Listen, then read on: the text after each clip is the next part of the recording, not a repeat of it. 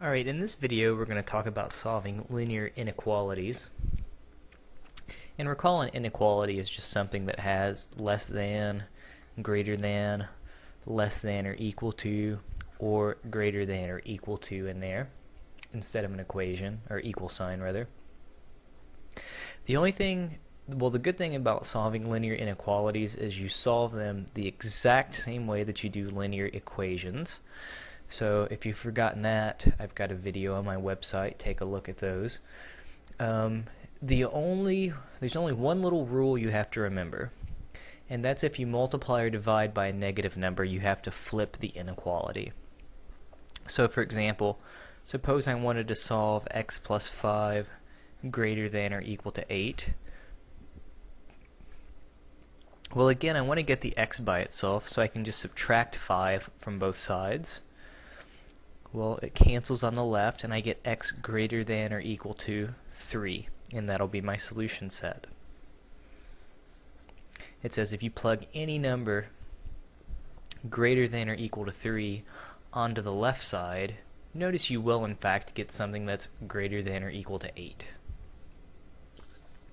Suppose it was negative x plus 5 greater than or equal to 8.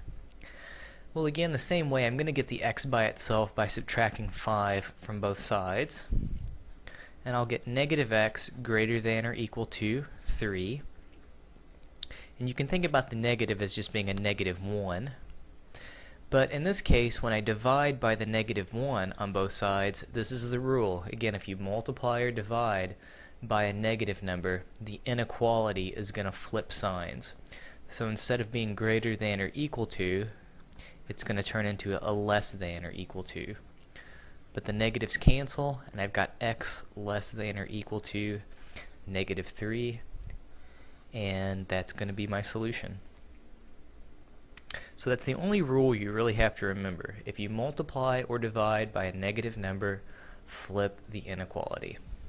So let's do a couple more examples. Suppose I have 2x plus 5 less than or equal to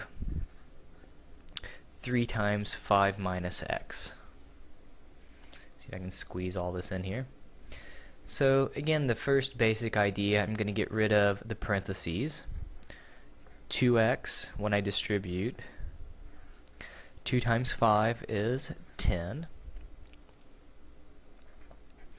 3 times 5 will be 15. 3 times negative x will be negative 3x.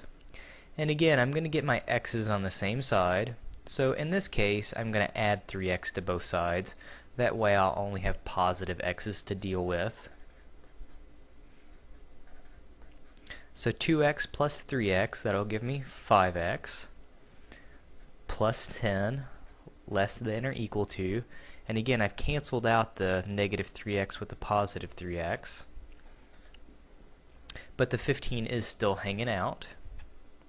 So then I'm going to subtract 10 from both sides. Again, my goal, I'm trying to get the x terms by themselves on one side of the equation. Minus 10. The 5x will drop right down. The 10s will cancel out. I'll have 5x less than or equal to 5. To get the to get the x by itself, since I'm multiplying by 5, I'll divide both sides by 5. And here I'm dividing by a positive number, so the inequality will not change signs. It says 5 over 5 is 1. So it says if you take any number less than or equal to 1 and plug it into this original equation, you will get something on the left side that is less than or equal to something on the right side. Okay. Let's do maybe one more of these. And this is the thing, solving linear inequalities is just like solving linear equations. When you move on, solving, for example, a quadratic inequality is not going to be the same as solving a quadratic equation.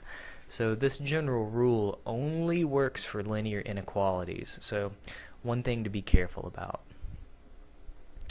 Okay, so suppose I have 2, 3 minus x plus 4, x minus 8 less than 3x plus 5. Alright, so kind of a long inequality, but again, the first thing I'm going to do is get rid of my parentheses by distributing.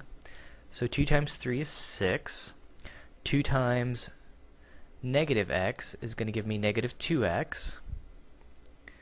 Then I'll take my 4 times x, my positive 4 times x, I'll get plus 4x.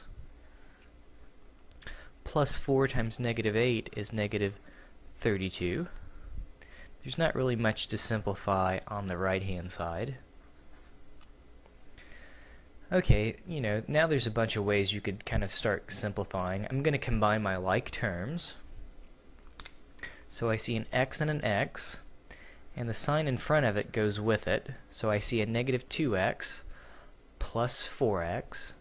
Well, negative 2 plus 4 is positive 2x. And then I see a 6 and a minus 32. 6 minus 32 is negative 26. And again, negative 2 plus 4, that's a positive 2x. Still nothing's going on the right-hand side. I'm going to get my x's on the same side. Suppose I move them to the left by subtracting 3x. Subtracting 3x. So the negative 26 is still on the left side. Positive 2x minus 3x will give me negative 1, which we don't typically write, x. And then that's going to be less than positive 5. And now, again, I'm trying to get the x by itself, so I'll add 26 to both sides. And I'm left with negative x on the left side. 5 plus 26 is 31.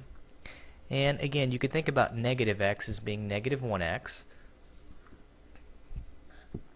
So if I divide both sides by negative 1, I'll get x, but here I have to be careful. I'm dividing by a negative number.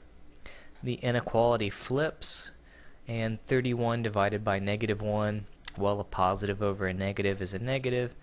31 over 1 is just 31, and that will be my solution. So again, one more time, solving inequalities, linear inequalities at least, are just like solving linear equations. Just remember to when you multiply or divide by a negative number, that you have to flip that inequality. If you're just a little rusty on basic, kind of solving linear equations in the first place, you can visit my website, justmathtutoring.com. There should be a link on the right hand side of this video that'll take you there. At the bottom of, at least at the time of me doing this, at the bottom there are some algebra topics, and one of the videos is solving linear equations, so you can get some more practice on solving linear equations, which again will tie into solving linear inequalities on those videos. So again, I hope these examples make some sense, and good luck.